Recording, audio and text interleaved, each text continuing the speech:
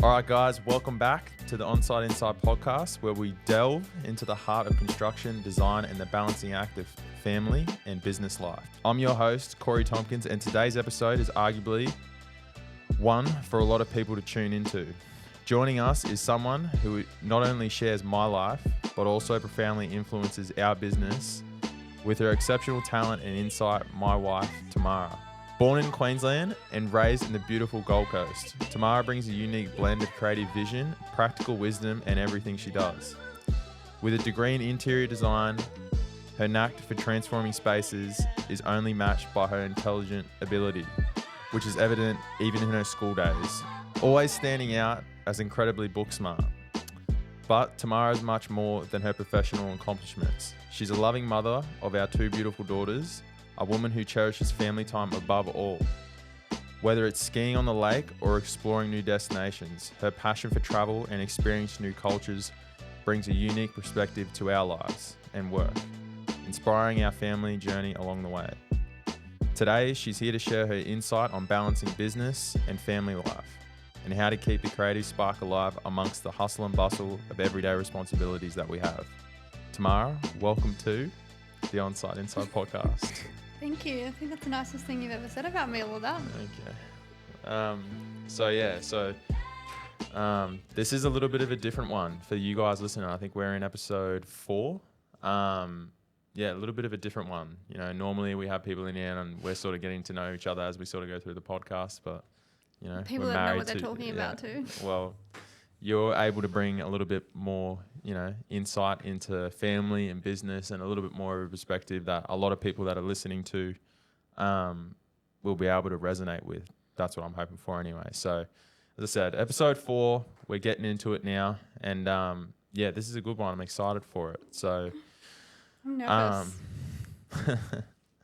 As I said, usually we get to feel like I get to know the person that I'm hosting, but today, I sort of already know everything. So starting from the start, I think, as I said, I know everything, but I want you to sort of tell, your story and a little bit of your personal journey, even before you met me, work-wise, what you've sort of done, where you started, what, all the different sort of things you've signed up for, the things you... Was that a dig? The things that was a dig. The studies that you finished, jobs, training, and just, overall everything. Prior to you becoming a mum and, all that sort of relevant stuff that we're going through at the moment. But Okay. Right. Okay. Well, thank you for that. As you mentioned, I have started and not completed a lot of things in my time. I finished grade 12 in 20. I'm not even going to say that. That just makes me feel so old. Anyway.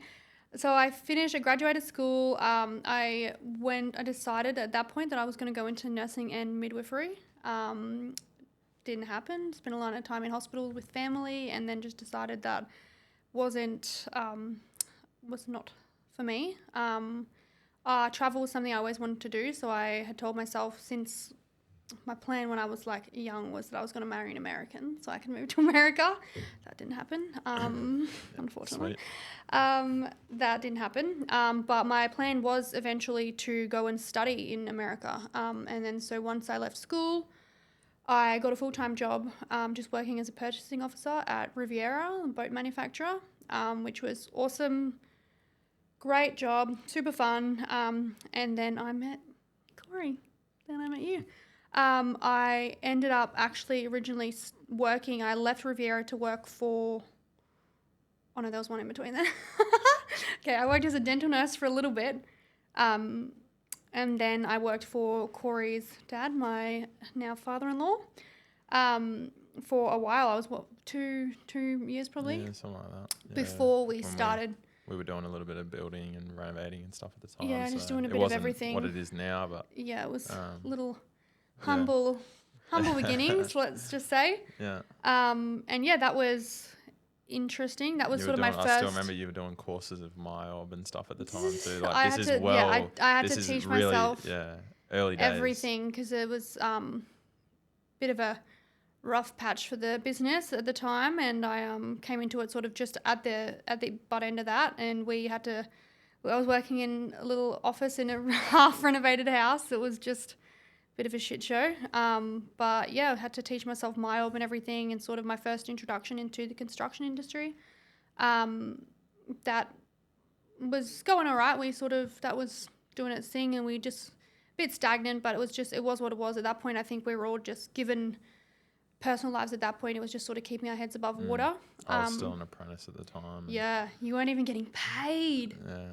At that point. Wow, that's so crazy. So that's right. And I swear to God, I think I was obviously just taking like minimum wage at that point. It was just like, yeah, we were trying to travel a little bit, but at that point I was super dead set on moving overseas. I wanted to do be an au pair or something, wanted to do a lot of travel, and Corey, not so much. You were into it, but it was like, it was not. I wanted to like, my like when I met Temara, I was all like, work. Going to Bali and like, yeah, bro. You said it, but you were never actually, you had no intentions. You were just like, make money. I said that. That's the lifestyle that I would dream about. Yeah, but in reality, he thought he was I'd like just this be working. surfer boy. Had a surfboard that he used like once.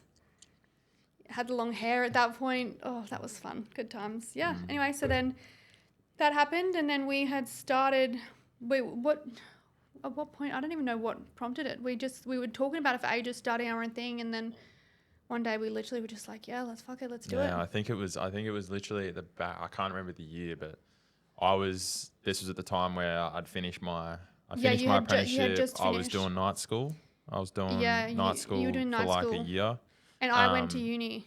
Yeah, like we were both, during that time, we were both studying so and stuff. intense. So looking back now, like I couldn't even, the fact that we even had money, I didn't even know how we had money like left over to like travel and stuff, because we still traveled a little bit. At that point, it was like we would spend like $2,000 to go to Bali, and we were both paying board. Like obviously I was still living at home. The fact that we went to Bali, and in hindsight, obviously at that time in our lives, it was like such a big thing. But like looking back now, it's like, I don't even know how I made that work.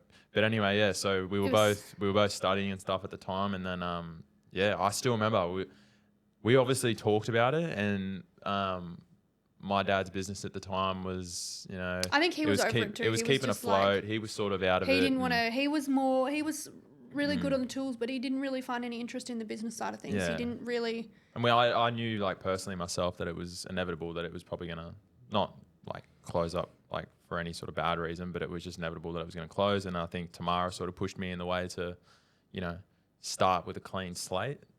Don't just take the name, because in fairness, there was really nothing for me to take anyway, other than experiences. But start with a clean slate. And I still remember I was sitting in the car in the afternoon before I was about to drive to night school, and we come up with the name, and it was that's how it happened. I ended up times. We went backward and forward. I remember in the car I was just we were just texting her, and then all of a sudden it was just one, and then snowballing, and we just stuck. I remember there was some wild names, but I still don't even know if I'm set on the names right now.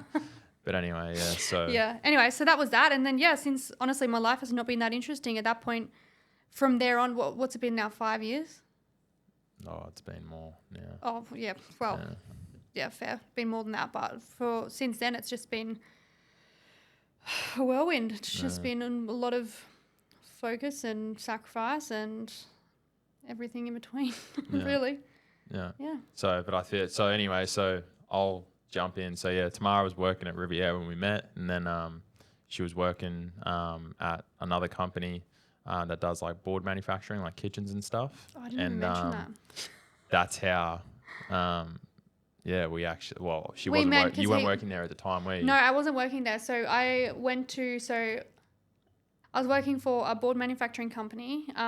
Who my dad is the national logistics manager, and Corey and his dad at the time were doing the national fit outs for the factories and stuff. Yeah, we were doing like the commercial stuff. Yeah, and we met on the Christmas party boat cruise. That was a funny story. And the rest is history. Yeah. So the fast forward to now, the rest is history. But anyway, so that was everything that come up to that time. And then obviously, amongst all that, Temara, all props to her. She's basically kept a job for the full duration of us building what we've got now.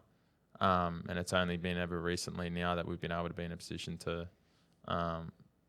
ease the reins with jobs that you've currently got. I mean, I but still do it, but that's because I get bored. but in all honesty, throughout that time, and she basically held a full-time gig while I was doing what I do. So, but anyway, there's hours and hours of conversations that we could have and deep dive into every little nook and cranny of that story, but we're going to keep it nice and short and sweet for all you listeners out there. So anyway, the next question that I've got is, what are some of the biggest challenges that me and you have faced in regards to managing a business, our personal lives, and just like everything in general? Like, what are some of the, I know that there's obviously stuff, you know what I mean? I want to hear what yours are. But what are some of your like personal, like your stuff that you've witnessed? Because what I'm trying to give is context to the people that are listening that aren't, might be partners to people that have a construction company and that they're in literally the same predicament. So like, what are some of the stuff that you've genuinely so many. Yeah. I think honestly the biggest thing, this is a personal one too, as the partner, when we were younger, I think I was super like, I don't know, I think I had a lot to overcome in terms of my ego, because I remember when we started it, this is going to sound so dumb, but I remember wanting to be like, I almost was looking for the moment to be like, I told you so. Because when we started, I was all about like, no, family and travel, and my family's super family orientated, and yours, I mean, obviously, yeah, but not as, arguably not as much as mine. And so like for me, it was Corey and Corey's dad, it was always, money was a big thing, and not to say that they were super well off or not really either end of the spectrum, but it was just a focus. It was always like work, work was really important, whereas for me, not so much. And then I remember just wanting to be like, something would happen and I would have to really let go of that feeling of, I just wanted to be able to prove you wrong. And as bad as that sounds, like letting go of that, I think was the biggest. Like, you mean prove me wrong as in? I wanted to be able to be like, oh, you've put us in this position where, I don't know how to word this without like, it's making sense in my head. You want to give it to them raw, you know what I mean? It was because I was so focused on like travel and things, I wanted to be able to turn around and be like, if something went wrong, I really needed to learn to let go of like blame, I suppose, like placing blame on you and being able to say like, okay, well, you've put us in this position. And honestly, there were plenty of times that I probably did that in the beginning, where it was like, oh, well, if we weren't doing this, like if you didn't want to do this business, if you weren't so work orientated, And for me personally, that was probably one of the biggest things to let go of and get over, and which is myself, obviously. But I think that's what I'm trying to give context to the listeners. It's like, literally that. I'm sure there's people out there that are going through the same thing. Like, like I'll put it in my sort of terms. It's like, well, you decided to do it, so then why are you sitting there crying about it? Like, I'm sure you would love, like... Oh, even now, I'm not going to lie, even now I still think about it sometimes. Like, oh, you come home at like, you won't be home at 6:37 and I'll be like, I don't know if I'm allowed to swear, but I will be absolutely fucked by the end of the day. I'm like, my back's sore. I've got like chronic pain that I've had for years and years, but like I'll be really sore and I've been working all day behind a screen. I've got Charlie screaming at me and it's just like, I feel so overwhelmed. And some days you get home and I mean, like I haven't recently, but there was one point where you worked for like 2 weeks straight, like literally I didn't see you like at all. And I was so frustrated, and you got home and I just like melted and I was like, fuck you. I was like, this is all because you want to do it. And then I had to like take myself back to like where we started, and it was like, okay, well, we wouldn't be where we were now, obviously, without both of us and like you doing what you're doing and having to, and just be able to catch myself and learn to be like, okay, well, this is my decision to do it too. Like it's both of us, and it's, I guess, part and parcel of. Put it, yeah.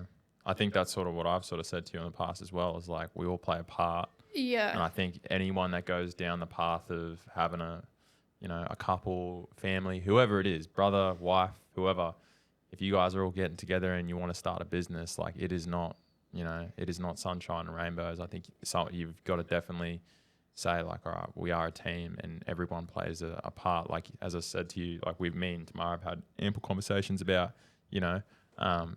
my part is to, basically she allows me to do my thing with the business and like do all that, and then Temara holds it down at home. Like that's basically how it works, and that's just what works for us. And I try to help out where I can, and Temara tried to help where she can. But at the end of the day, when the days are long, like it's easy to say that now, but when the days are long and we're going through tough times, that's sort of what you need to fall back on, is just to know that like this is like the part that we play to help us. Like, yeah, and I guess financially as well is a big one, because I think that was specifically, I mean now too obviously, but specifically in the early days it was like there were times where literally all of our savings, like we had saved all this money for the house, and then a big tax bill came that we hadn't allowed for, or something like that, or it was no loans or lines of credit. It was basically no lines of credit or anything. And there was a big job that we did.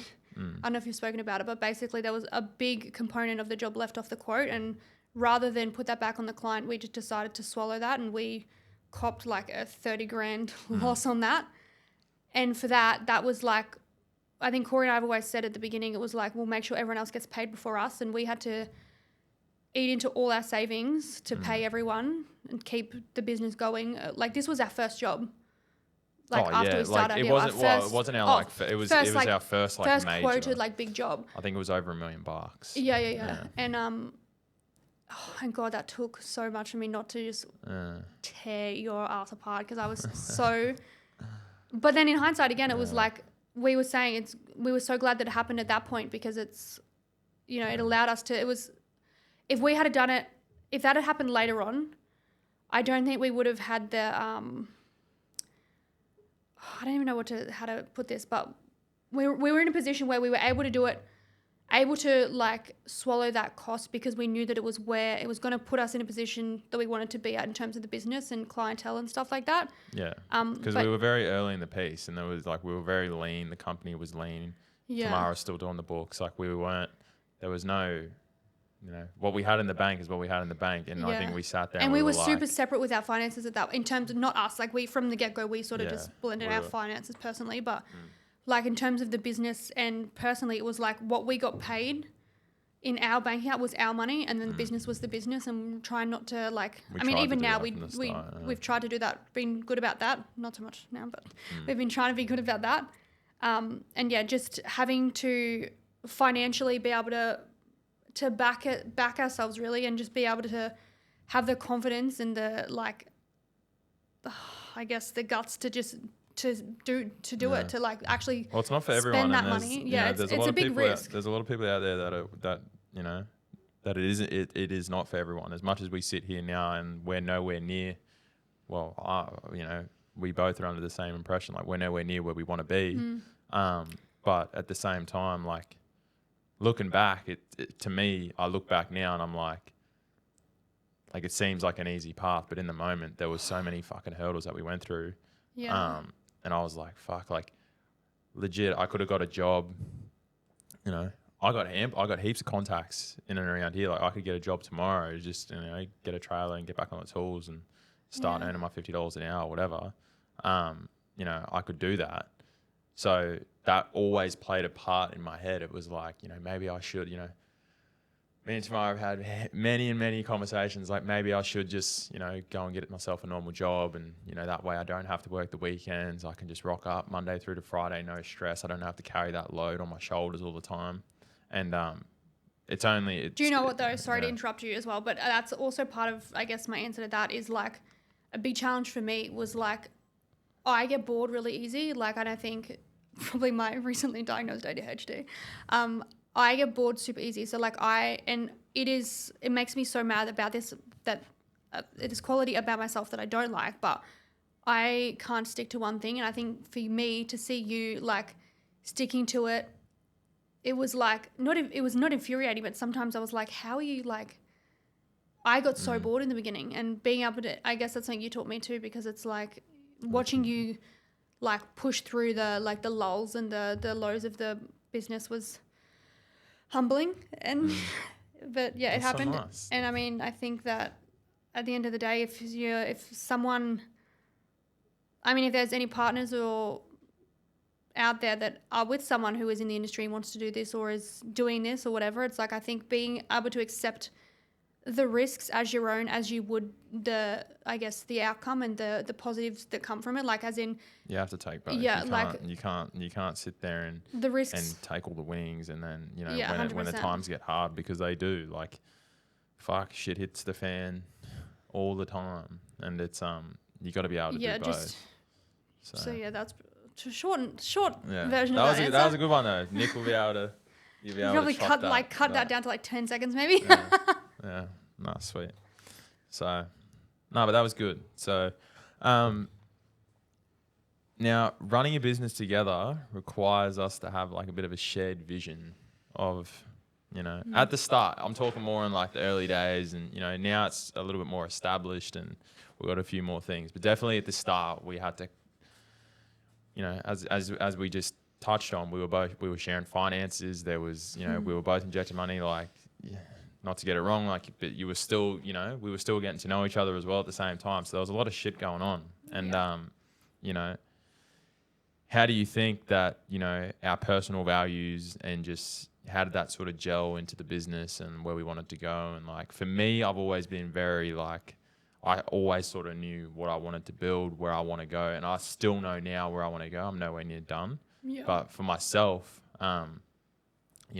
we had a very good foundation base on what I believe that we both wanted. But, my vision was always to build something that I didn't want to retire from. I enjoy doing what I do, but at the same time, I didn't want to be swinging a hammer for the rest of my life because I watched my dad do it, and it was just not something that I wanted to do. So like for you, it might be, I might put it in there, but I don't know if you're trying to think of something to say or not. Are you trying to think? No. You got the answer? All right, sweet. Well, yeah. What were you going to say? No, I was just going to say, like, maybe for you, like, the vision was, so we could travel more. You could, all that sort of stuff. But yeah, it's funny because, I suppose I sort of touched on this in the last one, but that was in itself, like, one of the biggest challenges because, like, I remember there was one day we were just driving on our way home from the shops or something, and you were talking about, like, we'd only been together like not even 2 years at this point, I think, and we were talking about kids, and it's wild to think about now. But I remember I was talking about kids, and you're like, yeah, and I'm gonna like have this big. You're like, oh yeah, I'm gonna be working. I'm gonna have all this money. I've always had like I've been a very big vision guy when it comes to kids, and my thing was always like, I'll just interrupt. But my thing with kids was always like, I wanted to put myself in a position. Yeah, like where be able to provide for them. Like, when school holidays come, I'm able to be present for those school holidays. Doesn't mean we have to always go overseas, but I'm able to be there during it. Because when I was a kid, and like many of the people that are listening, parents even now, going through it, when those school holidays come, you usually got to work over it, and you're not there. Like for me, like my dad would work all the time, and me and my brother were like, we'd always go to work with him on school holidays as well. So that was very much the norm. Where it's not something that I sort of want to. But I mean, correct me if I'm wrong, but I feel like that's adapted a little bit too. Like the conversation I'm talking about, in that you were just like, oh yeah, I'm just gonna like they're gonna be like so well looked after, and I remember being so irritated because I was like, I think I literally cried. Like I remember being like, oh my god, we're on 2 different paths. Like I want this family and I want to travel, and what happens if they have ballet recitals? And you're like, oh yeah, like I might not be at all of them. I'll try, obviously, but like, and I was like, what the? I was so mad about it. And I remember that was like a big point because I think we ended up, I might be wrong, but I feel like we had a big argument about it because I was like, this is not the guy for me. I was like, he just wants to work. But subconsciously in my mind, I was also like, yeah, make that money. But then like, again, it's getting over that like, okay, well you got to do like that. It's part and parcel. Like, so I think that was definitely one of the biggest challenges, was like, I guess, meeting in the middle with our vision in terms of like, I want to travel, and I wanted to be able to, like, I wanted you to be able to be home when I wanted you to be home. And I wouldn't even say we're at that point now where it's like, if I call you, you can't just drop what you're doing and come to me always, and that's fine. But accepting that we have to go through this now to be able to get to where we both want to be. I guess that's all just part of it, but yeah, I think we both had to compromise and meet in the middle, because when we met, I was like, I'm just going to be like this, like expat. I'm going to move overseas. I'm going to travel. I guess it just comes with like maturity as well. Like for myself, like going through the journey of, like Tamara's been there, like with me doing everything that I do now. And, like for myself, just the maturing in the business as well, like knowing like what is the goal, because it's not always about the fucking dollar account in your bank, and like realizing that that's not the end goal. And I think for a lot of business owners that are out there, you guys could probably say the same thing. Like we had a guy previously a few weeks back, Josh, same thing.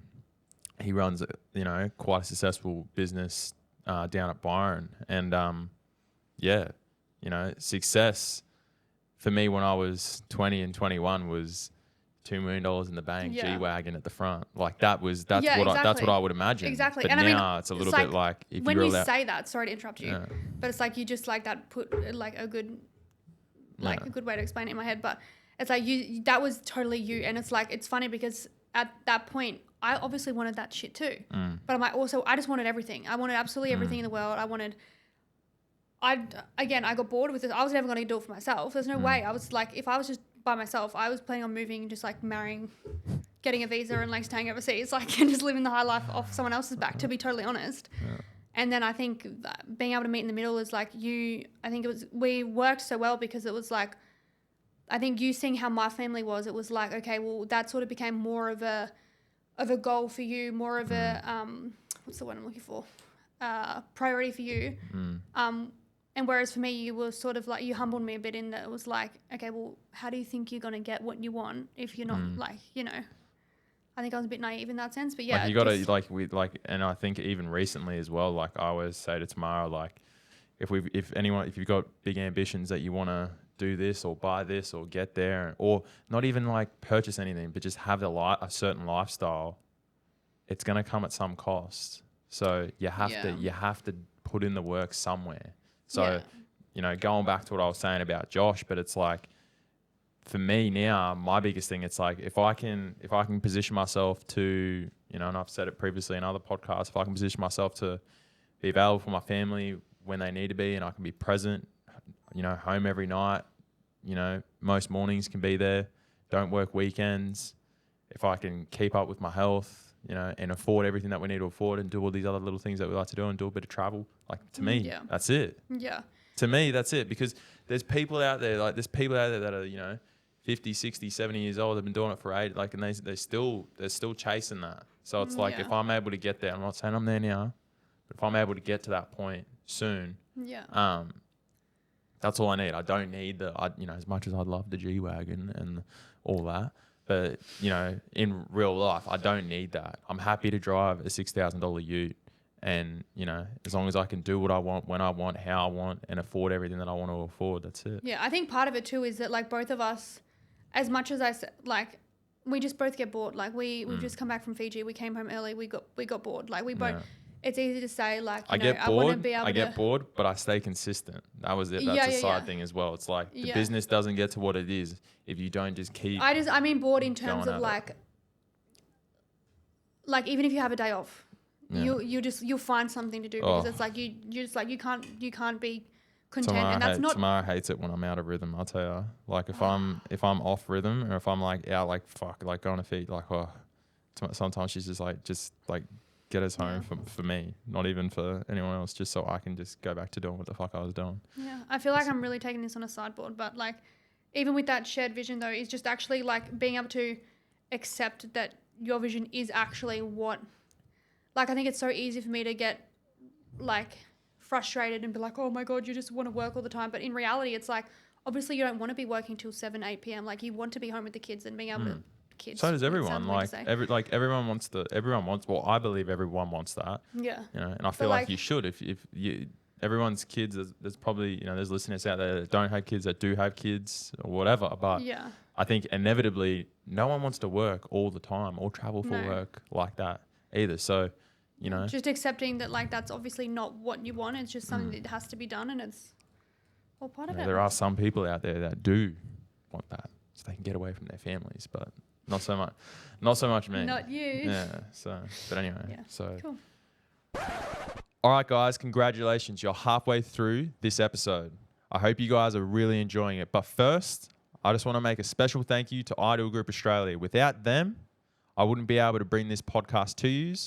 So, special thank you. I hope you guys are enjoying it. buckle in and get ready to listen to the end of this episode. All right, so now we're getting into some juicy stuff. It's a little bit weird to say, but That is weird to say. we're getting into some juicy topics now. And I think Temara, from an outsider, for me, this was sort of my life.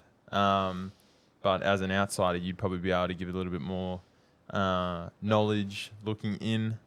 And yeah, like what are the issues with this? So, family involvement with business and all that, in what ways do you think involving our family in business, has impacted me, us, and, would you recommend people doing that? Yeah. Never, ever. To be fair, we haven't, there's been no major issues really per se. My family doesn't really have much to do. Would you say my family doesn't really? I mean, so every now and then Dad will be like, oh, maybe you should do this. And it's just shut him down real quick. It's like, okay, Dad. But my family doesn't really have that much to do with it. Your family obviously has the construction side of things, particularly in the early days. It was challenging with your father. We butted heads a few times. Nothing crazy. Just he was very. I think at the end of the day, everyone always thinks they're right. Everyone has an opinion, and they all think it's the best opinion. It's rough. It's really rough. Do you think there's any benefit to having family working with you, or would you recommend to the listeners that try your best to not mix that? Yeah, I think fundamentally, people pretty much, I feel like it's well known. People who say just don't mix business and family. But then there are people that there's people down at Melbourne that are pretty influential to me that I follow that they fully recommend that working with family and mixing that dynamic is good. I just think I know I'm sort of answering your question that I've answered anyway, but it's I would try your best not to mix it. Even for us now, me and Temara, building what we've built, I'm now trying to put things in place to pull us away from it a little more, not only Temara, but also myself. And I've sort of said this, briefly to Temara that I feel anyway that the goal should always be to pull yourself away from it rather than try to just keep yourself into it. Yeah, I mean, obviously there's examples where I'm sure it works great for them and that's awesome, but it's I think personally there's too much on the line to specifically for someone who is as family orientated, or my family is as family orientated as they are. It's just not worth the risk. If you guys had a family business, would it work? Definitely not. There's no chance in hell. My dad and my sister are the same person, and they are and Corey's the same. They're all stubborn. Oh, and your mum, throw your mum in the mix. Mum is stubborn. We all are, but in different ways. Brianna, my sister and my dad together, we just can't even play a card game or a board game. We're so close, but it doesn't take much. We just rile each other up and just piss each other off. There's no way in hell that would ever work, and I would never even chance it.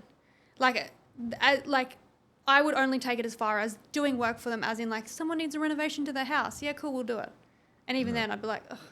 Yeah, but not actually have a business. Obviously, it depends on your family, but no. All right. Advice for couples. Now, this is more advice that you could probably give, the females or the partners that are out there that are partners of, I think you gave some good advice at the start, but some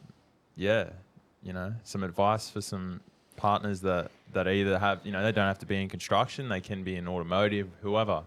What advice would you have for them, based on your experience and all that? What sort of advice would you have? I think you briefly touched on, just honestly, trying to swallow your ego. And I think that is that is the main I would say, is because like sit down and go through, like I remember when we started, we came through, and not that any of it ever came to fruition and it wasn't at all accurate, but we sat down and we were like, okay, well, let's do like a business, like I think we did 2, 3 and 5 year goals, or 1, 3 and 5 year goals. We wrote it down on a I've still got it at home, but it was so ridiculous. It was like never going to happen. And then we did like personal, and it was like, again, being someone who was not like fuck, now I dropped business mad orientated. money on a business coach, and looking back then, I was pretty much doing it then. Yeah. Yeah, but like sitting down and like maybe creating like that shared vision, and like acknowledging where you both want to be, and whether or not it's something that you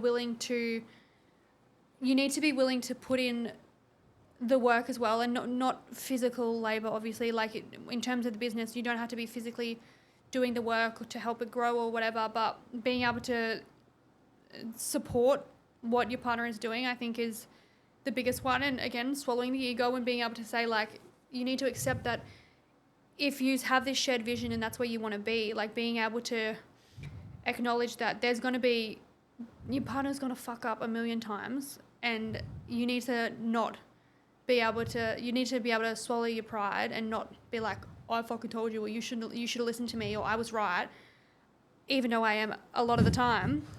And let me just say, it is so frustrating from the other point of view, as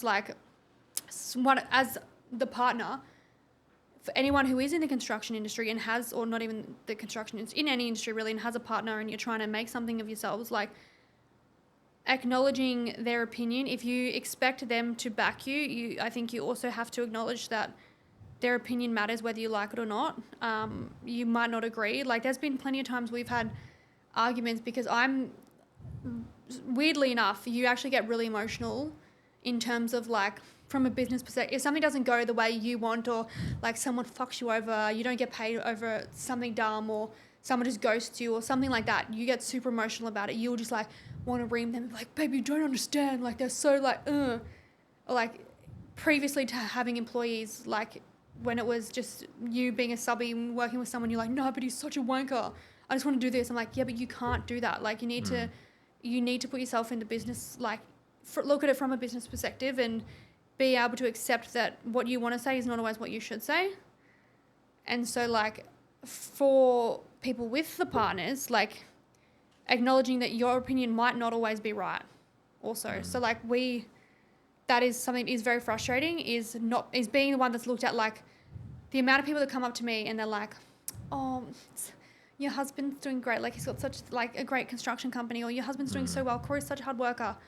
And I'm like, yeah, he's great. Like, yeah. And it's like, there's never any acknowledgement. So for the partners, like understanding how frustrating it is from your boyfriend, girlfriend, fiance, wife, whoever, partner's point of view, it is super infuriating putting in all this support, like putting up with a lot of shit. You put in so much effort and like support, and it's never acknowledged. Like, I mean, no offense. Like you'll say like, oh yeah, you're great support, but it's like, okay, but there's no actual acknowledgement, which is fine. I wouldn't expect it, but it's a delicate one, and I feel like this is like a really good conversation to have, because a lot of people go through it, and like as I get like more mature and like more into my years now, like I like try my best to like, I feel like I'm getting better at doing it. Yeah, definitely. But hey, in the early days when you're in the trenches and all you're trying to do is work.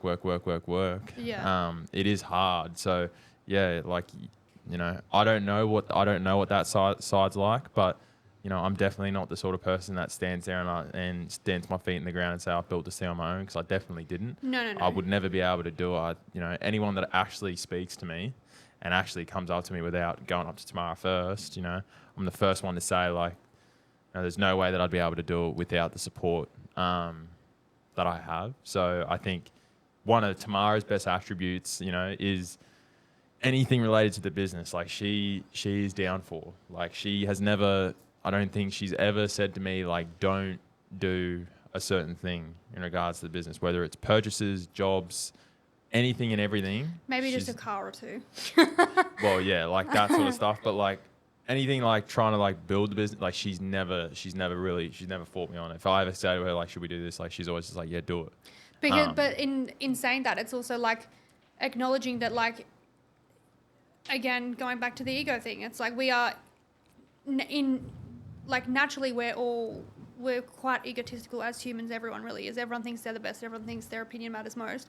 But being able to like acknowledge that you might make a mistake, but like I just keep saying acknowledge and accept, but like accepting that like in that it's my mistake as well, and just being able to be like, okay, well, if it's a fuck up, then it is what it is, and just accepting it and being able to move on and not dwelling on it, because I hold a grudge. Like as a person, I'm really bad with it.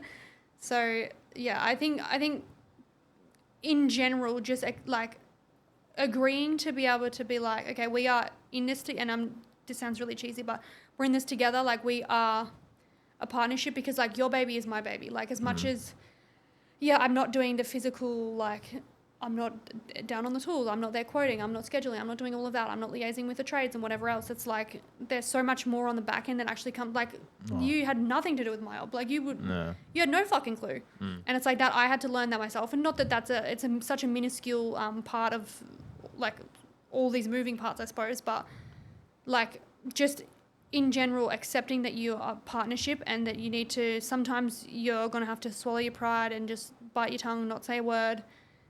But from both points of view, I think it's like important that both you acknowledge that you both have a part to play, and as long as you are on the same page, what can really go wrong? Like you might lose some money. Yeah. It's like, I feel like for me, the biggest thing is just like being able to offload, because without that, I'd fucking lose my marbles. But like, just having that support, because, you know, we're not number two in a massive company. We're not, you know, we're building this thing from the ground. We haven't invested into a franchise or anything. We're building everything ourselves. So, you know, along that journey, there's heaps of fucking dramas. And I think for myself, there's there's people that have done it solo, but, you know, very few and far in between. And, you really need to have that support. And I think that's the biggest thing for me. Temara's not there at the forefront, as she said, quoting and all that.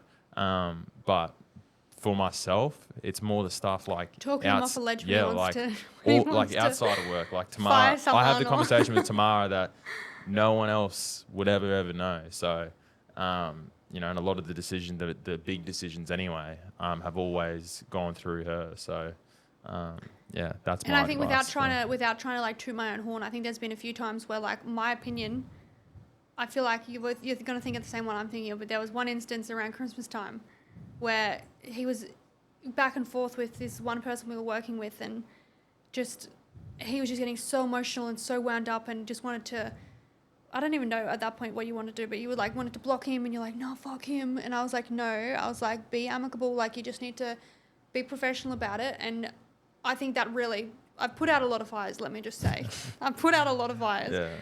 So Temara does, she drops me a little, you know, and I feel like everyone says the same thing. If you got a partner, you can give all your advice, but I feel like with me, like Temara will give me some advice, and it might only be that one time that she gives it to me, and it's just like a little phrase or, you know, different. I definitely use it more in my, like, I would say like, this is more like the business coach thing coming out, but more in my toolbox now. Like if I ever have like a drama within the business that, you know, comes up now, I always want to see it from a third party, and Temara is good. So even if you don't have a partner, if you've got a friend or whatever, I feel like it's always good to, you know, draw the picture for them and then get their opinion or their advice on that situation. Like for me, that's the best tool that I've got. Yeah. I mean, I suppose I haven't really answered this question, but I guess the advice for couples is like using each other's strengths. Like for me, like you've only really ever, since you left school, you've worked for really your dad and like just smaller guys. Like you've never really been an employee. Like whereas for myself, I've worked for lots of larger companies where I've seen sort of HR issues go down. I've been a part of a lot in terms of like workplace situations and workplace rehabilitation and things like that. So for me, I see things from a more professional point of view in terms of like how to handle it, whereas Corey isn't always around that, and he doesn't really know what to say and how to say it. Exposed to that, so like being able to like, use each other's strengths and like acknowledge where there's weaknesses. Like I think you, like you just said, I mean, you can acknowledge that you don't really know. You've never been around it, so you don't know. Whereas for myself, that's all I've really seen. I haven't really worked for smaller companies. Yourself, yeah. So yeah, just All right. I guess playing on each other's strengths. Well, we're rounding it out. We're nearly there. I don't know if you guys have got anything from this, but we're nearly done. So it's like a therapy session. Right. But anyway, so future aspirations for us, for yourself, like what are some of the things that we're looking forward to in the future? Obviously, we sort of touched on that we're nowhere near where we want to be now. You know, not saying that we aren't humble or whatever, but we definitely have more aspirations on what we want to do. Do you mean in terms of like business, from a business perspective, or personally? Both. Oh God. I mean, obviously you're a mum now. You're like got another on the way.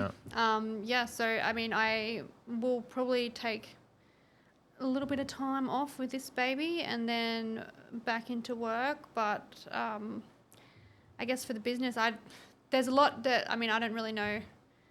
We know where we're going to go in terms of the business and growing, and like it's nothing crazy, just like small steps to try and get close to where we want to be. Ultimately, at the end of the day, I sound like my dad. Oh my God, don't put that in there. Yeah, we know where we want to be.